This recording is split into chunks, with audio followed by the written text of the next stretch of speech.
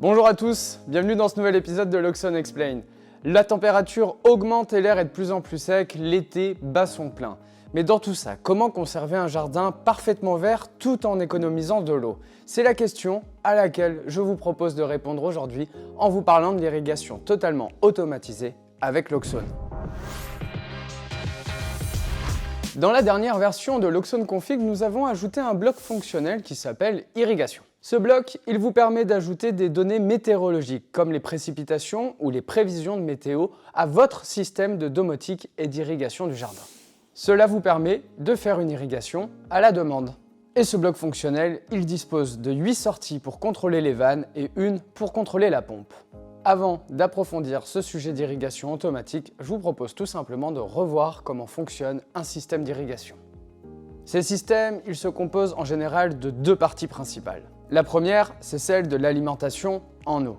Une eau qui peut être tirée directement du tuyau ou, comme dans notre exemple, d'un réservoir d'eau de pluie. Et la seconde partie, c'est le système de distribution qui se compose en général des vannes et autres arroseurs. Les valves vont être contrôlées par un variateur RGBW 24V. Cela permet de gagner de la place dans votre armoire électrique, mais aussi de trouver une solution beaucoup plus rentable. Voyons dès à présent comment configurer une irrigation automatique avec Loxon. Dans cet exemple, nous allons travailler sur 6 zones d'irrigation, et chacune de ces zones est contrôlée par sa propre vanne. La zone 1, la zone lilas. La zone 2 est la zone du garage. La zone 3, c'est le centre de la zone des collines. Zone 4, le haut de la zone des collines. La zone 5, le bas de la zone de colline. Et la zone 6, la zone de terrasse. Les vannes sont maintenant commandées par les sorties QV du bloc fonctionnel. En double-cliquant sur le bloc, vous pouvez renommer les vannes comme vous le désirez. C'est ce qui vous garantira une visualisation plus propre dans l'application Loxon. L'étape suivante, c'est de définir le temps d'arrosage de chaque vanne en secondes. Si une pompe est disponible pour transporter par exemple de l'eau depuis un réservoir, elle est connectée à la sortie QP. L'entrée RA du bloc est utilisée pour ajouter un capteur de pluie à votre système d'irrigation automatique. Le paramètre MaxR associé indique la durée maximale de pluie lors des 24 dernières heures. Par défaut, ce paramètre est fixé à 1800 secondes, soit 30 minutes.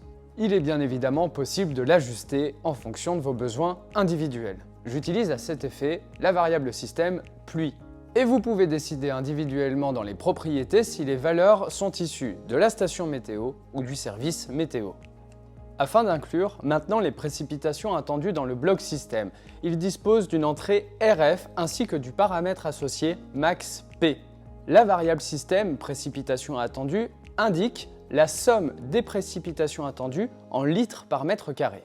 La précipitation maximale admissible peut être librement définie avec le paramètre MaxP. À la base, le système d'irrigation est activé par l'entrée A, par exemple par le biais du bloc fonctionnel PulseAt. Toutefois, l'irrigation ne sera lancée que s'il n'a pas plu suffisamment récemment ou bien si les valeurs attendues en termes de précipitation sont inférieures à un seuil défini.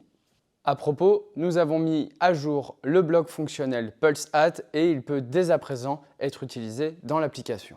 Pour que l'irrigation automatique et sa visualisation soient propres et claires comme de l'eau de roche, j'utilise la fonctionnalité bloc fonctionnel lié. Regardons tout de suite ce que ça donne dans l'application Loxon. Si l'irrigation est maintenant lancée, la pompe est activée et les vannes s'ouvrent une par une pendant le temps défini au préalable. Dans l'application Loxon, l'irrigation peut être lancée manuellement à tout moment et la durée peut être ajustée individuellement. En outre, vous pouvez consulter les données relatives à toute pluie ou précipitation. Voilà pour aujourd'hui, ceci était un bref aperçu de comment automatiser un système d'irrigation avec Loxon. Le bloc irrigation, présent dans la dernière version de Loxon Config, vous permet d'économiser du temps par rapport à ce qu'il faudrait faire pour une logique entièrement personnalisée. Il vous garantit aussi une configuration bien plus propre et claire. Mais bien sûr, comme toujours avec Loxon, la configuration, elle peut être étendue avec votre propre logique et bien sûr par rapport aux besoins de vos clients finaux. Par exemple, vous pourriez très bien décider de proposer à vos clients de contrôler le niveau du réservoir d'eau de pluie grâce à des capteurs à ultrasons. J'espère en tout cas que l'épisode d'aujourd'hui vous a plu. N'hésitez pas à mettre un pouce bleu, à commenter cette vidéo et surtout à vous abonner à notre page YouTube mais aussi à tous nos réseaux sociaux pour ne rien louper des nouveautés de Loxone. En attendant le prochain numéro, je vous souhaite à toutes et à tous une excellente journée.